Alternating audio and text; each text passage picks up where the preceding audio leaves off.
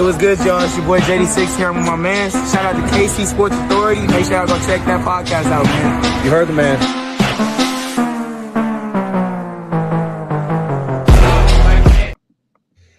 Well, with the Kevin Durant trade talks heating up, where is his next stop going to be? That's what we're going to get into tonight here on the KC Sports Authority podcast. Switching things up, shifting gears here to some topics we haven't talked about in a while, because when Spencer's on the podcast, we got to talk some NBA, because that is where this whole thing started with some great NBA talk years ago. Spencer, it is a pleasure. Have been a while since the two of us have done an episode. So glad to have you on. Looking forward to this. And we're in the midst of the NBA Finals, yet the headlines right now are not about the Indiana Pacers' impressive destiny journey to the finals and pushing the Thunder. It's Kevin Durant sweepstakes. It's the NBA offseason talk that is really picking up and taking the headlines. So we want to get into that, talk about Kevin Durant, the teams interested in pursuing him, what those trade packages might look like, where we would like to see him play, what fit we like across the league. Got to talk a little bit about the Magic and Grizzlies trade from earlier today too. But let's start with the finals. Any thoughts on this series so far with game 4 happening later today? Or game 5, sorry, game 5. Yeah.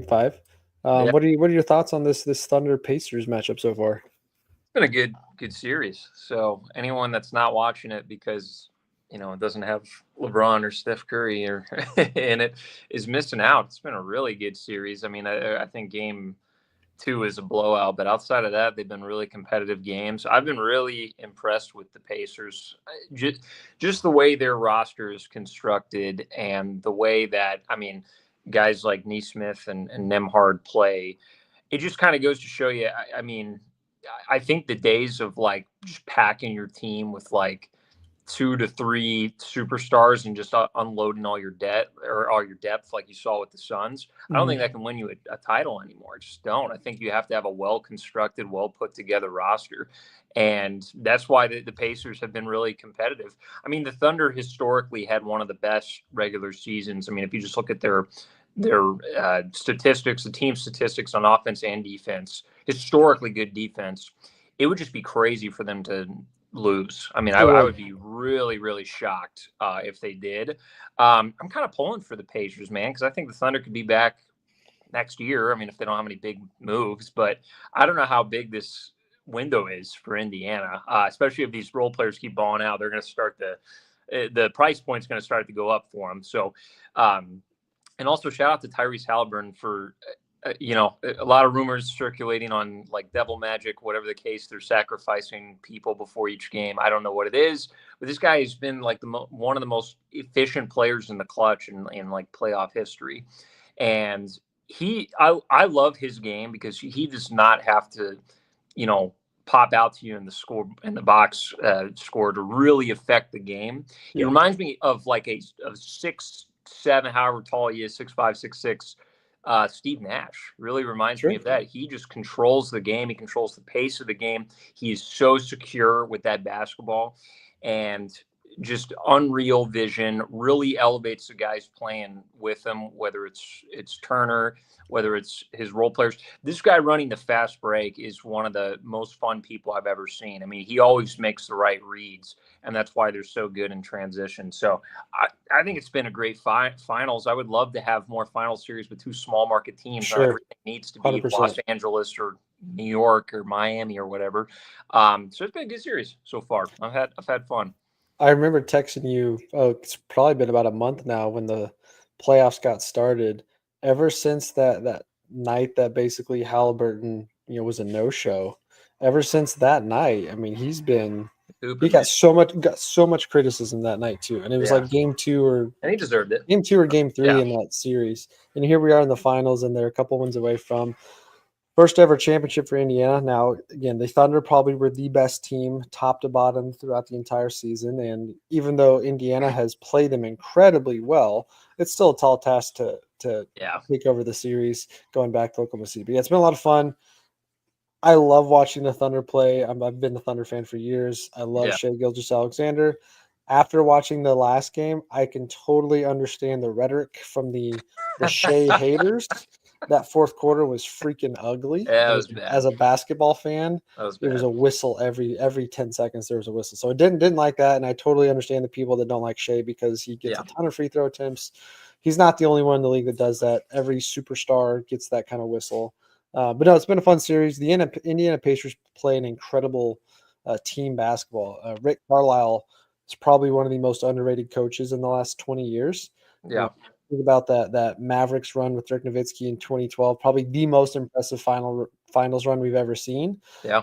The Pacers pull this off. This is somewhat up there. I don't know if it's the same level because you had to go through LeBron, prime Dwayne Wade and LeBron James and Chris Yeah. Bosh, That is true. as well as knocking out Kobe and Powell. But in the Spurs, I believe. I think that the Spurs were also in that run too, that 2012 Mavs run. Anyway, Yeah. Yeah. Rick Carl's been fantastic. He seems to pull the right strings, press the right buttons when he needs to. They've got, like you said, an immense amount of role players on this team that play really. And honestly, I think the Thunder and the Pacers are very similar. They both kind of built their rosters in a similar fashion, not star-studded. Yes, the Thunder have SGA, but they have guys that play supreme roles and are able to play above those roles, like a Jalen Williams, like a Chet Holmgren. Obviously they've benefited from some lottery picks the last 4 or 5 years, but it's been a fun series so far. I still have the Thunder winning it, but I think it's been a lot more entertaining than people were anticipating, despite whatever the ratings may say. When these two teams are playing in the finals, you can't turn the game off like this. It's back and forth. Some team could be up 20, and it's not going to end that way because Yeah. that's not the way the Pacers play. When the No, Pacers keep they it come close, they back. keep it entertaining. So that's been should be the storyline, I guess. We're halfway through the NBA Finals, meaning that the NBA offseason is just about a week away. Yeah. But instead of talking about the finals across the NBA landscape, it's really Kevin Durant. It's been very obvious for a while now that Kevin Durant was no longer going to stay with the Suns for his upcoming year on an expiring contract, making over $50 million at age 37. Still coming off an impressive year, scoring 26 points a game, very Yeah. efficient from the floor. Just the Suns fit just never worked. I mean, you and I talked about it last year. The trade for Bradley Beal just felt stupid for what that team needed. Yeah. So here he is, obviously demanded a trade a few weeks ago, and he's got a unique situation where he's got the no trade clause, so he can kind of decide where he wants to go. And so that's what I get into with you here is the Kevin Durant talk. I guess before we do Yeah. Kevin Durant talk, let me backtrack because I said we should mention it. Let's talk about the Magic trade earlier today, Yeah. sending Contavious Caldwell-Pope 4 first-round picks and Cole Anthony to the Memphis Grizzlies, not for Ja Morant or Jaren Jackson Jr. like you might think with those 4 draft picks, but they trade for Desmond Bane, the sharp-shooting, short-armed, T-Rex armed 3-point sniper and quality defender. So the Magic, win now mode with that window open with Paulo Banchero and Franz Wagner. They really needed a third scoring threat and an elite shooter. So they send out a championship caliber 3-point, 3-and-D guy like Contavious Caldwell-Pope and get back probably a higher floor and ceiling player. What do you think of this move? Yeah. I thought it was really, I think a lot of people are going to look at the 4 first round picks, but think about it this way: the Magic have been in rebuild mode for so long. I mean, obviously they have been a playoff team in recent years, but they really need to take that next step. And I think they've gotten to the point where, yes, I mean, draft capital is always important, but at a certain point, you got to pull the trigger to try to go from that fringe playoff team to a top 4 seed in the East. And I think this is the exact move that they needed. Desmond Bane's really good. He's obviously an incredible shooter. He is a good defender. He can also get to the rim. He's a pretty well-rounded scorer when it comes down to it. And one of the things that I think have hindered the Magic is a lot of the ways that they score. Like Paolo Banchero is a really good player, but a lot of the ways he scores is in that mid-range area, which is not a very efficient or effective way to score. And you usually see it in the playoffs. That kind of stuff stops working, right? Because it's tough shots, and you're not going to make the tough shots when you play the same team 7 times in a row. So you get a guy that's a prolific shooter that can spread the floor, that's going to give more room for Franz Wagner to slash. It's going to give more room for Paolo Banchero to operate in that mid-range zone and to get to the rim. So I thought it was really good. I mean, KCP's not played well in the last couple of years. I think he can still slide in. He's a guy you can plug in on pretty much any team, and he can at least make an impact. So maybe he just needed a change of scenery. And again, I'm not really shaking my head at the 4 first-round picks because Magic's got to make that shift at some point. If you're the Grizzlies, I think again you've kind of been in a rut. It seems like they've kind of hit the ceiling, so to speak. I thought they would move on from John Morant before they would move on from anybody. I got to be honest, just his health, the headache alone being too much. The headache. His play style. He's not going to have that long of a prime, and that's not because he's a bad player. But man, his small, slender frame and how high he jumps, his knees are going to take a beating, and eventually that's going to catch up to him. So I thought they were going to move off of him before anyone. But I do think it's a good idea to make a change. I mean, it's just it has been working. You went from a Western Conference Finals run to an 8th seed. So obviously they needed to switch things up. I do like that they get a more veteran guy like KCP that has championship experience, and again, you can plug him in anywhere. And then Cole Anthony, I mean, that adds some depth. He's a really good guard, and then you get some first round draft picks. Now, if they're going to come from the Magic, and the Magic are a more competitive team, they're probably going to be late first rounds or mid to late first rounds. But I honestly think it was a pretty well balanced trade on both teams. I don't really have any complaints. I think the Magic just need. I was texting you this earlier. I think they just need to go out and get a 5-man. I don't really like what they have at the 5. I mean, Wendell Carter Jr. and I didn't even recognize the other 2 names you said. So you're telling me you don't recognize Franz Wagner's brother, Mo Wagner? That's right. Well, you're not going to win a championship with one of those 2 as your starting center. So I threw out the names I threw out to you were Claxton, Capella. Just get one of those rim runners. Get one of those guys that can get you offensive rebounds. And again, maybe you try to move off a guy like Jonathan Isaac, who, when he's healthy, is a decent player, but he's never healthy. And he hasn't really lived up to any of the hype. No, he's not that good, to be honest. But yeah, that's a good contract to throw out there to pick up one of these other guys. I mean, Capella, I want to say Capella will be a free agent, or he's on a 1 year expiring. So if he's still on his 1 year, no, he'll be a free agent. He's still going to probably be in the 10 to 15 million range. Claxton, he's got his contract extension. So you flip Isaac's 19 million expiring for Claxton's 22 million. That's probably a good fit. I think Claxton would fit their timeline for sure. But yeah, I honestly like what the Grizzlies did, maybe a little bit better, because they get to save a little bit of cash flow now by taking Bane's contract and reducing it down a touch to KCP's. If you take the 4 first-round picks aside from the Magic, it looks fantastic. But first-round picks are not equivalent across the league. That's why there's so many teams that aren't drafting in the first round for the next several years. Yeah. But I think the Grizzlies did something great because they have a ton of talent on the wing position. They've got guys, Vince Williams, Jalen Wells, 2 guys that need a lot more playing time at the 2 and the 3 spot. Luke Kennard had a good season for them. So they've got some options there. And they get to shed a little bit of salary, open up some cap space for the future, get some draft picks back, and then they can kind of retool around John and Jaren Jackson. So I like that move there. But okay, let's get into Kevin Durant talk. And if you're watching us on YouTube now, or you are over on Twitter, thank you guys so much for joining us tonight. And if you have any takes on the Kevin Durant sweepstakes, feel free to drop them in the chat or send us a message on Twitter, because we'd like to get into some of the teams that are interested in Kevin Durant, which there's probably a lot more teams that are getting talked about for sure, because why would you not want one of the premier scorers in NBA history on your roster, despite the fact that he's going to be making $50+ million next year on an expiring contract? So there's a lot to get into with that. Some of the teams, the finalists right now that we've kind of seen from Shams throughout there is probably the Timberwolves, the Miami Heat, and the Houston Rockets, to name a couple. And I forgot to even include them on here. The Spurs and the New York Knicks are kind of lingering out there. I forgot to include a couple of those logos in our thumbnail on this. But as we get into the Kevin Durant trade talks, and I like this, Kevin Durant trade talks are heating up. As you can see, I'm biased and want to see him go to Miami because I love the Heat and I think he'd be a great fit there. But as we talk about where Kevin Durant's next stop could be and should be, there's several things I think to look at. Team fit, best trade package scenarios, and then really whatever you have to give up to get Kevin Durant. Is Kevin going to look at that team and say your roster is good enough post-trade Yeah. or there's another move out there that can be made. So of those teams that we threw out there, is there one that you like the most that's, combination of either best fit, best trade package, or if you're Kevin Durant, hey, this is my tier of, if I had my priority, I'm going to go here first, here second, here third. Yeah. Well, if you're Kevin Durant, you're 37, so you want to win. You're not going to go to a team that is going to take a few years to get there.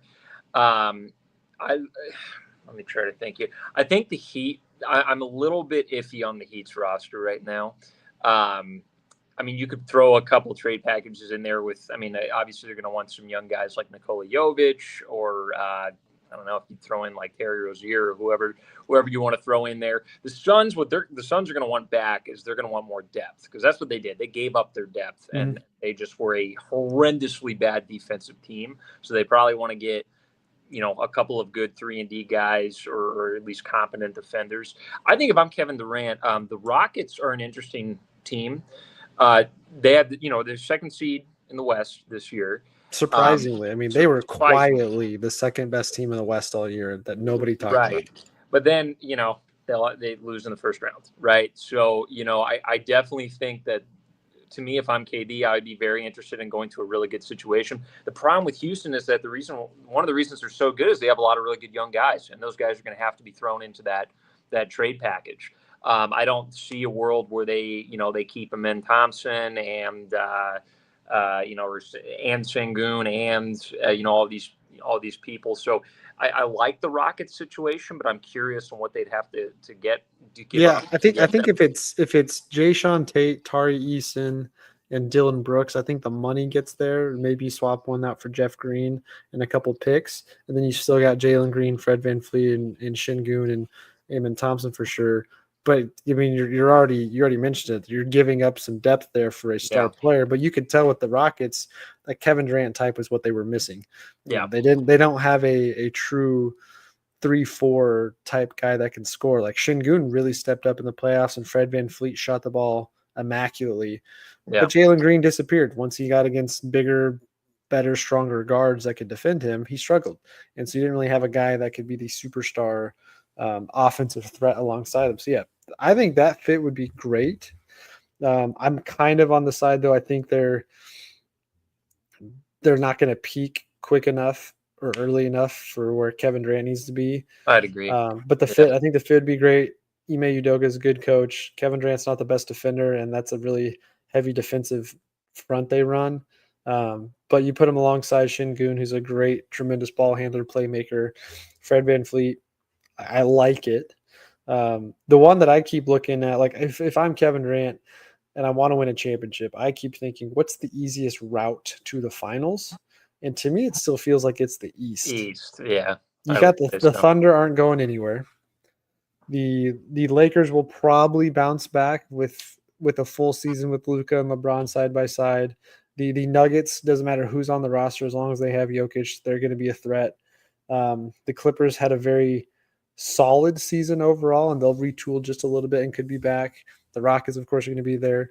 I think there's a lot of teams in the West competing that it makes the East a little bit more appealing to me, because it's kind of wide open. The Celtics don't have Jason Tatum for most of next year, so they're vulnerable. Philadelphia never knows if Embiid or Paul George are going to play, so you can't count on them. Giannis isn't too happy in Milwaukee right now. He could be gone too. So in the East, it's like, is Indiana the best team next year, regardless of what happens in the finals? If that's the case, the Knicks are still there, but they got to find a coach, and it doesn't look very promising. So to me, the East is wide open. That's why I keep thinking Miami. You can get there with the contracts, whether it's Duncan Robinson, Terry Rozier. Terry Rozier's got one of the weirdest contracts right now. He's mostly fully guaranteed 26 to 24 million next year, which is kind of a lot for a guy they barely used this year. Crazy. You're obviously not going to give up Bam. You're not giving up Tyler Hero, and you're trying not to give up Khalil Ware. So I think if Kevin Durant slides in there if you have a front of Khalil Ware, Bam Adebayo, and Kevin Durant, first off, you got some size. Good squad. Bam gets to play the 4 spot like he's really best for and be your defensive anchor. Durant and Hero can just score. and then you just got to slide in a probably a little bit of a facilitator like the Davion Mitchell like they've already got. I think you've got a pretty good squad there. Yeah. Give up Duncan Robinson, Jovic. You might have to throw Jaime Jaquez in there. You Yeah. don't have as much draft capital. So if we're looking at teams with draft capital, the Miami Heat are not that team. Right. You're probably sending Andrew Wiggins back. I forgot to mention that. Wiggins is the one going back in that, because if you're the Suns, that's probably the most likely player to be traded in that trade that you would want back, because he could still help you win now or sustain, another year or two, because the Suns can't really do anything until they get off that Bradley Beal contract. So they don't want to take on too much. Right. But they don't want to set themselves up for failure either. So Sure. I like Miami personally. I think it'd be a great fit. He's been linked there several times over the last couple of years. He was linked to them the same year he went to the Warriors. Miami was on his destination list. So I like that. I think the fan favorite one's probably the Spurs, because the Spurs up and coming, Victor Wembanyama, the freak that he is. They get De'Aaron Fox this last year. Stephon Castle had a tremendous rookie season. The Spurs could be the most interesting team in this, because I think they have the most to offer from a player package as well as draft capital, because they have a ton of draft picks from tanking the last couple of years. So I really like the Spurs. I think it's interesting. It could be, I think there you have to decide, if you're the Suns, are you making them give you Devin Vassell as the centerpiece to start with, or are you okay taking Harrison Barnes and Keldon Johnson, maybe throw in Jeremy Sohan, and you regroup around that? Because whatever the Spurs do give up to get Kevin Durant, they still have enough pieces around that, and will have some cap space ability to go bring in some role players. So I think that's the most fascinating one. Yeah. But my mind still goes back to, if you stay in the West, you still have I think you have a harder road to the finals, no matter what team you go to, unless it's the Oklahoma City Thunder. But thoughts on the Spurs? Yeah, I think the Spurs would be interesting. I'm curious on the fit with Wembanyama and KD. Maybe it's just because they're similar play styles. They're both 7-footers. I like to play on the perimeter, which is crazy that you have two of those on your team. But I think they could figure it out. I mean, obviously, it's a well coached organization. Even with Popovich gone now, I mean, the guy that they gave the helm to, I think was a pretty solid choice. They would definitely have to give up. I mean, if I'm the Suns, I definitely want Sohan, because I want defenders on my team. I want Sohan. I personally would want Vassell. I don't know if the Spurs would be willing to part that, but the Spurs. I think you might have to, because you might not have a lineup spot for him in that scenario. Right. I mean, maybe they could go with Keldon Johnson. The other thing about the Suns is I know they would probably like to move off of Nurkic, so that's the other thing. They probably want to get a center at some point, because, man, he is just bad. So, yeah, I think that's an interesting, definitely an interesting piece, because the Spurs could really accelerate their timeline. I mean, they've been looking at, we just got Wembanyama. He's still incredibly young. We're probably going to have a couple of years where we're still in the lottery, and, landing Kevin Durant could definitely jump them a couple of years in terms of their competitiveness. I'm a little curious on the Knicks. Now, the Knicks were not listed in his preferred destination. I think Shams tweeted today it was Spurs. It was down to 3. And Rockets were the 3.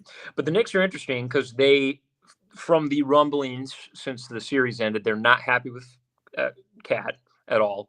So it would be kind of interesting to see what they could do with maybe flipping him for Kevin Durant. Because, I mean, you got a guy, Mitchell Robinson, already. You don't need – I always thought – I thought that move was kind of peculiar on their part in the first place. So I'd be kind of curious to see if they can do any sort of swap of those two. Because Kevin Durant in New York would – I mean, New York, it's ticket sales, then it's winning. So, I think that would be honestly a pretty good destination for him. But if he doesn't want to go, he's not going to go. It's Kevin Durant. He's always been very much, I'm going to go where I want to go. I'm going to play with who I want to play with. So I'm not so sure if he's not in that top 3 that they have, that it's going to happen. I think the Knicks would be interesting though, because I think him and Jalen Brunson, you might have a little bit of fight for the ball at times, because everything runs through Brunson. But maybe you send Mikal Bridges back to the Suns. Yeah, that would be and just complete the cycle from the first move. The Knicks would be interesting. I don't think they're going to move on from Cat. I think they'd more likely just let Mitchell Robinson go, find a different backup, and then try to retain everybody else. But if you're the Suns, and maybe you can talk them into now that Tibbs is gone, it's kind of open season. But maybe getting Josh Hart back for that defensive grit, Yeah. grind presence would be fantastic. The other one, the Timberwolves have been mentioned. I think that makes no sense to me because they're going to have to either one, they don't want to give up Rudy Gobert, and I think even swapping Rudy Gobert for Kevin Durant might be good for the Suns, but I don't know how that makes the Timberwolves any better. It gets them better scoring, Doesn't. but now they lose their defensive presence. You're Yeah. not giving up Jaden McDaniels. Julius Randle actually looks like he's in a good spot fit-wise there, so you don't really have much to do there. And if you do get Kevin Durant and it's Julius Randle, you're still giving up Dante DiVincenzo, and then now you really have to rely on Rob Dillingham and Terrence Shannon being an uptick, and then hopefully you can retain Nickeil Alexander-Walker. So I don't know if that one makes that much sense. I don't think Anthony Edwards would want Kevin Durant next to him anyway because he's not going to get the ball up in those scenarios. Outside of that, are there any teams, like, is there a mystery team out there that you think could swoop in? Like, I have one team I think I would love to see him on fit-wise if they can figure out the money because there's a lot of cap strap teams out there, but is there a Yeah. team that you've got on your list that you think would be a unique fit? I was actually thinking the Magic, and then they made the trade today.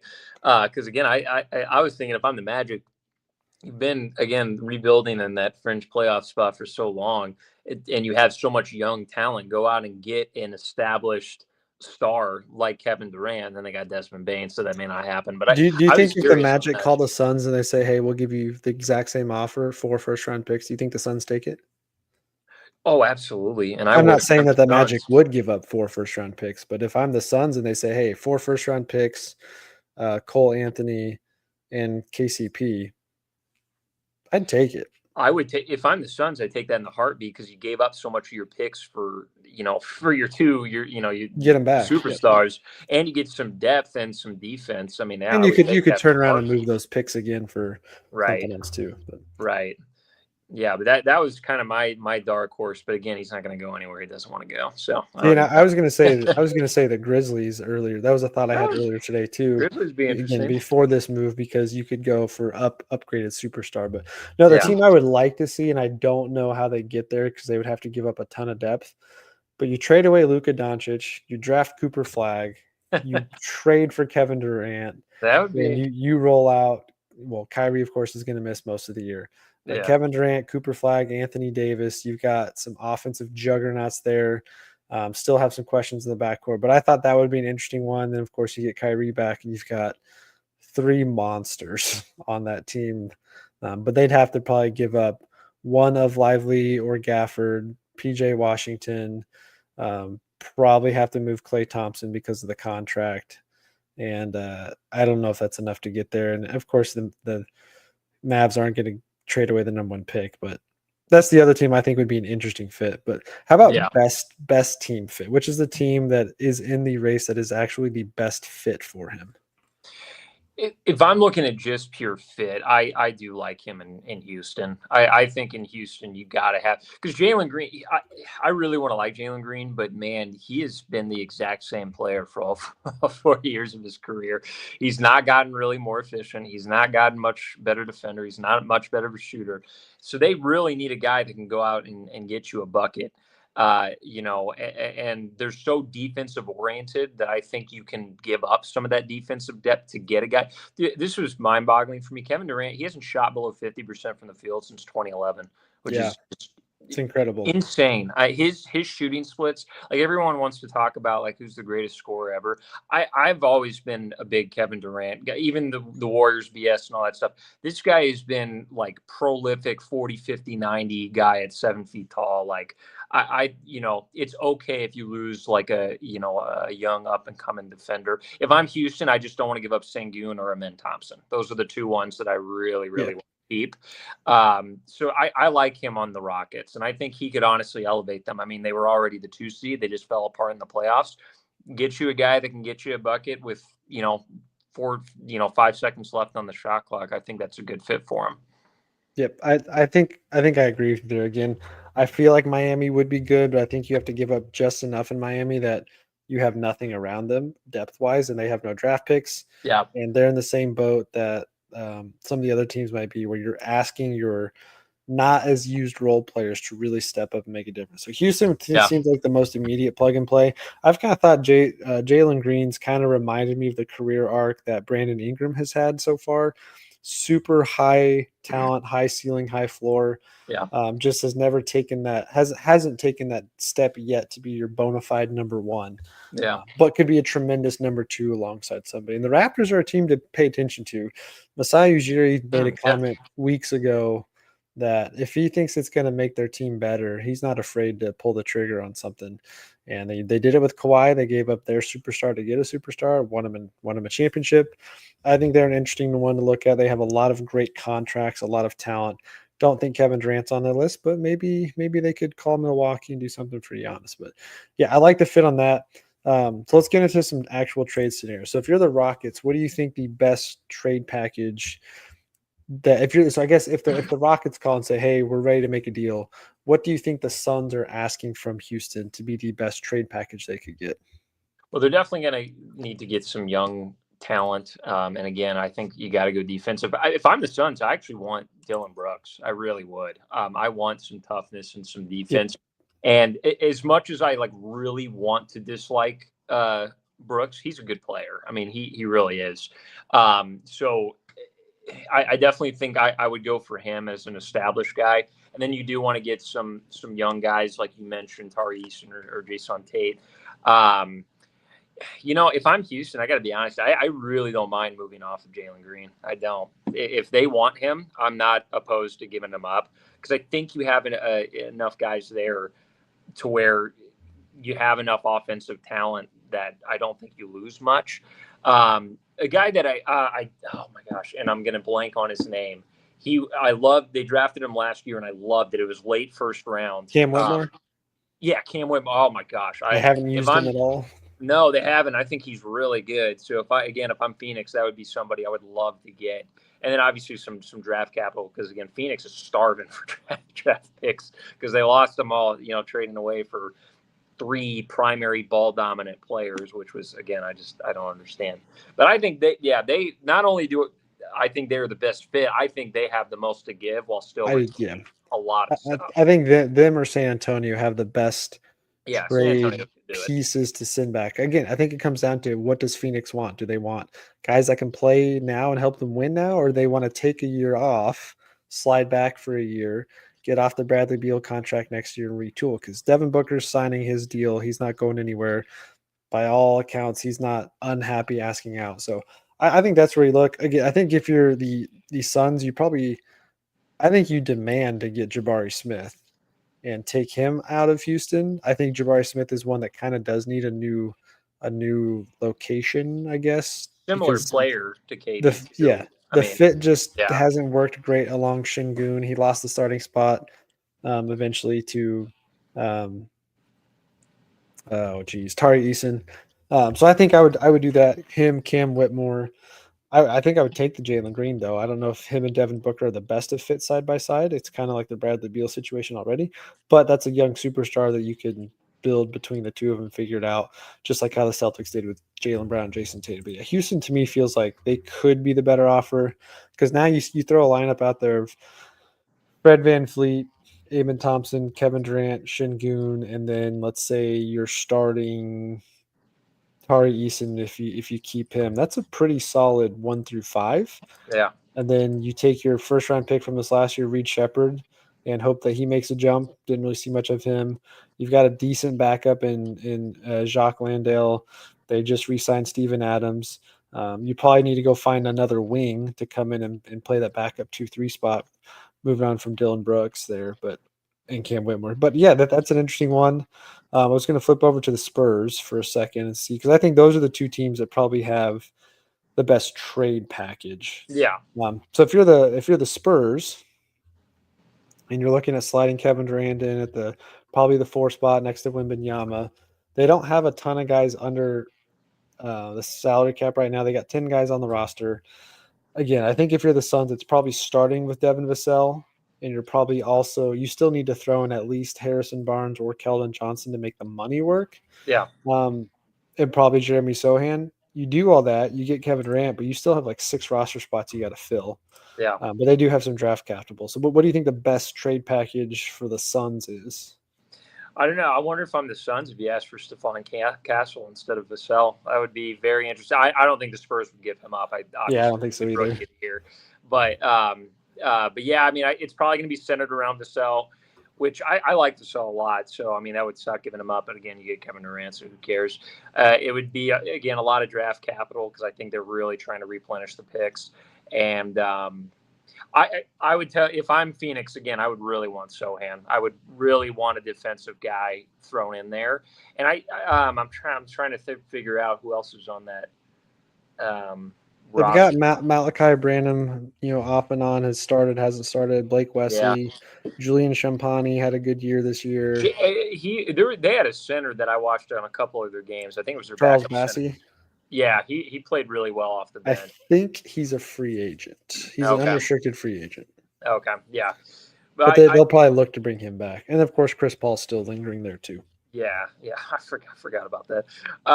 Would you ask for De'Aaron Fox at all with the way that Stephon Castle played down the stretch? I mean, they could ask. I'm not giving up to De'Aaron Fox. I'm not. I think especially after just getting him. Yeah, I love the fit there in San Antonio, and I just don't want to give him up. That's the one piece there that I don't know if Kevin Durant would go for, because I don't think De'Aaron Fox wants to play second fiddle to anybody anymore. And I could see the James Harden issues of where I'm refusing to play the style of basketball you want because you went and got me last year and I'm supposed to be your guy with Wemby. So that's my worry there. That's why I think it probably ultimately is Houston. Because of all the egos and things you got there, I don't think there's that many egos on Houston's roster that would get in the way. Because De'Aaron Fox is the one guy that I could see going, hey, this is great that we added Kevin Durant, but I'm alpha. Kevin, I know you're the Hall of Famer, but the way things played out in Sacramento, it just feels like if Kevin Durant came in there, I don't know if De'Aaron Fox would be comfortable sliding back to the second or third option. Yeah. I mean, well, yeah, who is, I mean, at that point, that's a good point. Who is the first option at that team? I mean, if it's, down the stretch, 10 seconds left, it's our ball. I'm giving it to Kevin Durant. Yeah, give it to Kevin Durant. And I guess I don't know. I don't know if we've seen much on Wembanyama's health status. Like, is he going to have to take games off? Is he? I don't know there. So. Maybe. Yeah, that's a good point. I mean, right now he's in China with monks too. I mean, who knows? Shaved his head. Yeah, shaved his head. He better not have a bad game. That's all I got to say. That's going to get thrown back at him. Yeah, that's an interesting point. One thing that I will say with the De'Aaron Fox point of view is he does have Chris Paul on his team, and I think that could be a guy that if anyone could ease concerns like that, I think you have a guy like Chris Paul. I think that would probably help that situation. Yeah, because if they trade for Kevin Durant, I think Chris Paul's re-signing with San Antonio. I think he feels good with that and re-signs on a lower cost. Well, and also Phoenix, I will say Phoenix does want a point guard because a lot of times they play Book at the 1, and I don't think I hate it. I don't. I mean, Book's he's not a bad playmaker or a passer by any means, but he's so much of a natural 2 guard. And I think who do they have? They had Tyus Jones, right, as their starting. I thought that was probably the steal of free agency last year, getting Tyus Jones, and that was good. It worked out for a while. Yeah, but they were just too small. They didn't have any depth, no size. Them getting Nurkic was such a head scratcher, man. They're so bad defensively, and they get like the worst defensive center entirely. Yeah, did they trade Ayton for Nurkic? I thought they should have kept Ayton. Yeah, I was like, keep going with it. I know he had some motor problems, but who cares? He's better. The fit was better at the time. Yeah, the year before, but everything went downhill when they decided to trade for Bradley Beal instead of DeMar DeRozan or somebody else like that. But yeah. Any other thoughts on the Kevin Durant trade front? I don't think I have anything else there. I think he's getting moved in the next week. I don't think it's going to. Yeah, me too. I think now the question is which happens first: the NBA Finals end or Kevin Durant's trade. I'm starting to lean that's Kevin Durant's traded. Yeah, let's throw in Giannis getting traded as a dark horse, man. I think I don't think it's going to happen. You don't think so? Because I don't think the offers that they're going to get. I think the Raptors probably have the best trade package they could send over, or maybe Brooklyn. I don't think Giannis wants to go to Brooklyn. I think the Raptors are the only other team in the East that are as a trade partner that would make sense for a win now move, other than Miami. I think Miami would be a great fit too.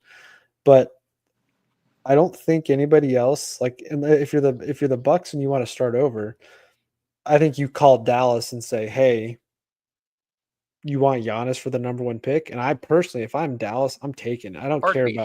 I don't care how good you think Cooper Flag's gonna be.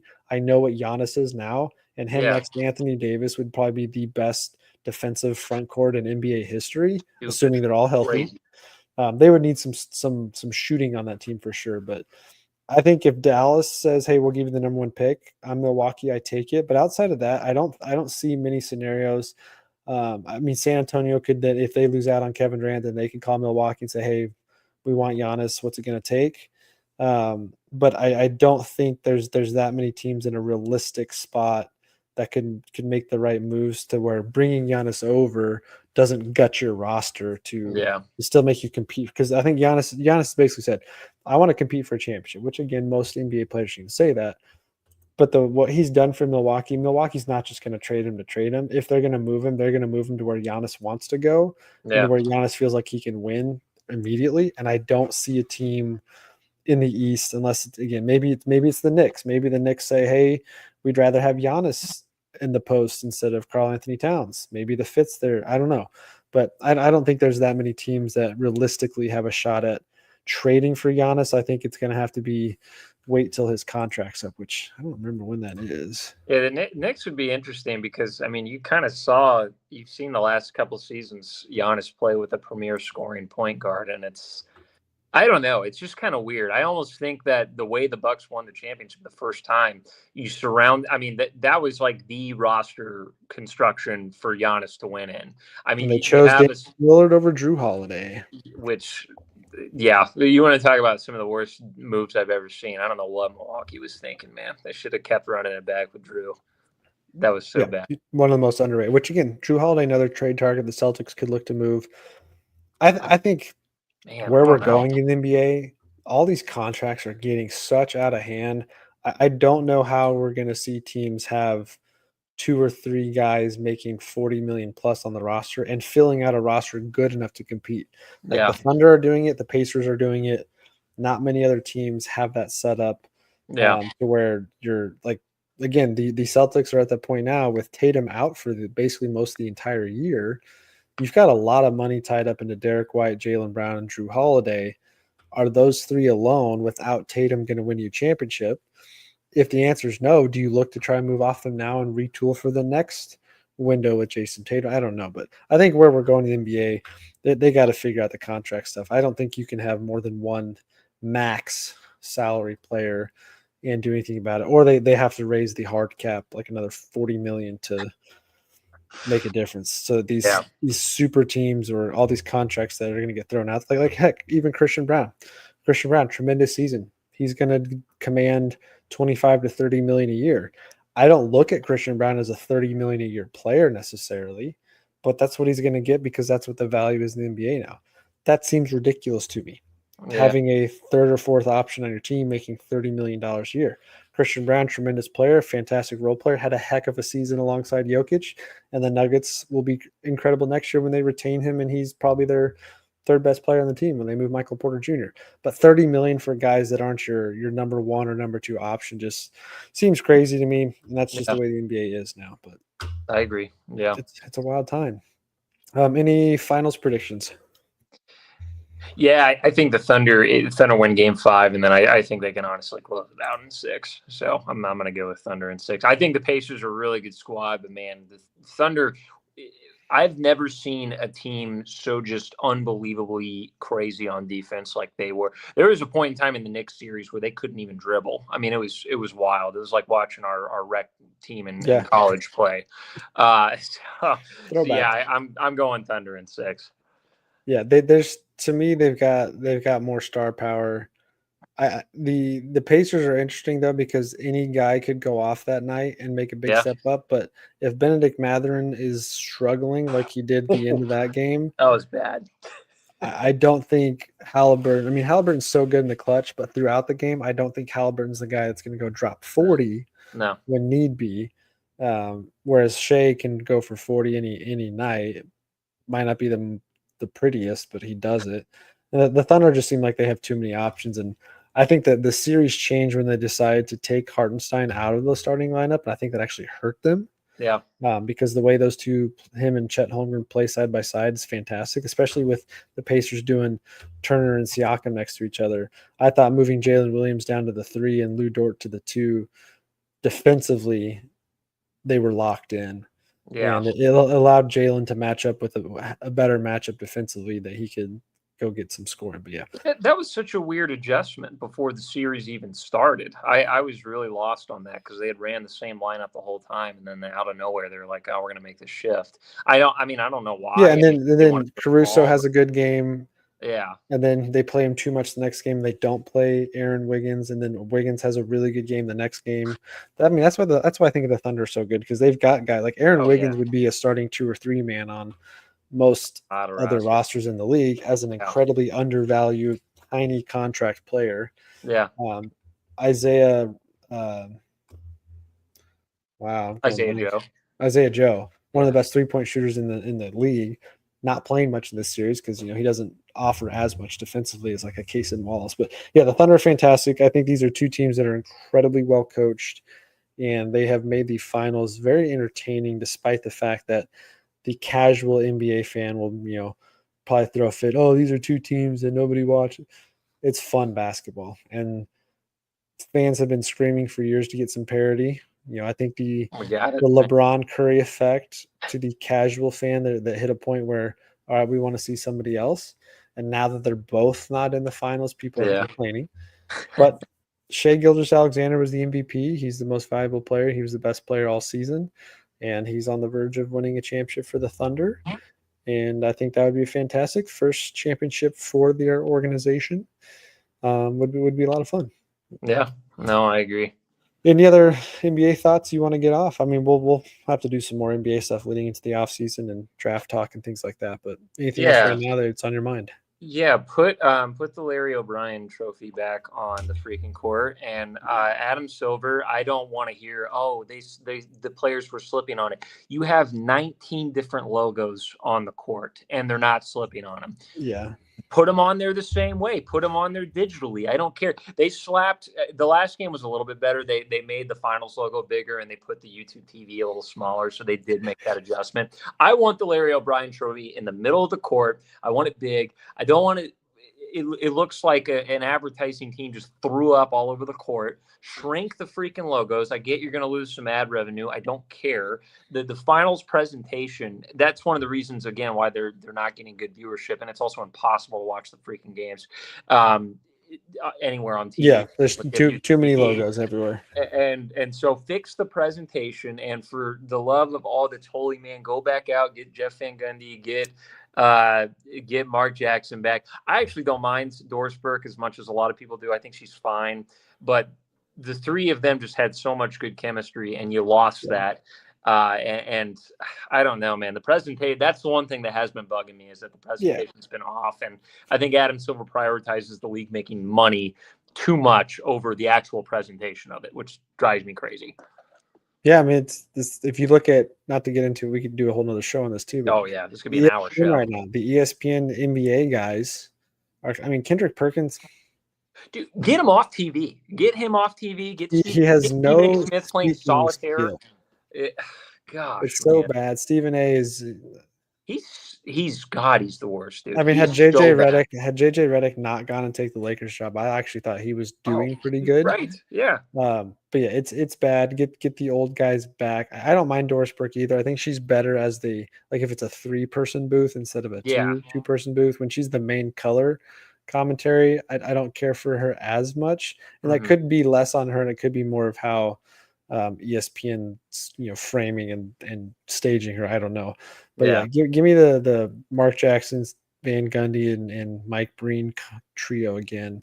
Yeah. Richard Jefferson's fine. I think he's better than Perk, but Jefferson at times I think he kind of plays the Looney Tunes He's goofy comedic character. relief, and it's Yeah. not actual analysis, which Jeff Van Gundy was funny, but he gave some of the better analysis because he was a coach.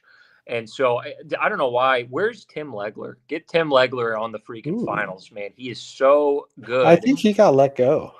Did he? Dude, I think he was one of the ESPN casualties. Man, they fired everybody good, and then they give Stephen A. a $50 million contract. He's making more than some of these NBA players. Okay, no, he's still at ESPN. Okay, he needs to be. He either put him on the pregame show or put him on color, because I don't know why they're wasting a guy who has that much talent on there. I like Jalen Rose better than these people. Jalen Rose wasn't going to win an Emmy or anything, but he at least had, I thought, decent analysis. Or Vince Carter, Tracy McGrady. I mean, I've seen all these guys on ESPN shows. Get actual Jamal basketball Crawford players on there. Jamal Crawford's great. I liked him on. Some people said he was kind of awkward, but I liked him. I thought he was fun. You know who I can see whenever he officially retires? The guy that I think will be really good at it would be Chris Paul. Yeah, Chris Paul. Chris Paul would be good. I'd like him in the studio. They already got Draymond already works for Turner. So he's still playing, which I don't know. He's not bad. Yeah. I actually don't like when current active players get to do that, no matter the sport. Like, it's one thing if you bring him on as a guest, but when your team loses the playoffs and now you're sitting in on the panel interviews telling how these other teams should win the series, I don't care for it. It's like Hunter Dickinson being on the ESPN show after we lost. Now tied in Kansas to this episode for sure. Yeah. Hunter Dickinson is one of the few Jayhawks not doing, or at least not advertising, that he's working out for NBA teams. DeJuan Harris and Zeke Mayo have both been around the league this summer doing workouts. I've not seen anything from Hunter Dickinson other than his LinkedIn commercials and going back to Michigan for a week to hang out and do stuff. But I actually think he goes into broadcasting. I don't think he would do a bad job. He was actually pretty solid. He was pretty solid on broadcasting. So from the Kansas perspective, when you have the season you have, you don't want to see him out there doing that. You want to see him winning on the court. Great job, but yeah. Yeah. All right. We'll wrap up there. Always love talking some NBA. It's been a hot minute since we talked some NBA, and we'll do that over the summer, because for NBA off seasons, my actual favorite time of year for the NBA, because I like the chaos of roster construction and the shifting of powers to be in the league. And it's going to kick things off with Kevin Durant. I mean, I know we saw the Desmond Bane trade today. I don't think it's a conference altering type trade. I think the Magic were already probably one of the 5 best teams. But Kevin Durant's gonna be a big time trade, and then you've got teams like the Detroit Pistons hanging out there looking to get better. You've got teams like the Bulls, the Jazz, and the Hornets who have some talent that they can move. I'd be curious to see what happens with LaMelo Ball, but yeah, we'll get into all that over here in the off season over the next couple of weeks. So if you want some more NBA talk, make sure you subscribe to the podcast. Check us out. Hit us up on Twitter, Facebook, Instagram, TikTok at KCSA Pod. Would love any of your NBA takes you guys want to throw at us, or topics you'd like for us to discuss on the podcast. We would appreciate it. But that will wrap it up for this one. Thank you guys, as always, for joining us, and we will catch you in the next episode.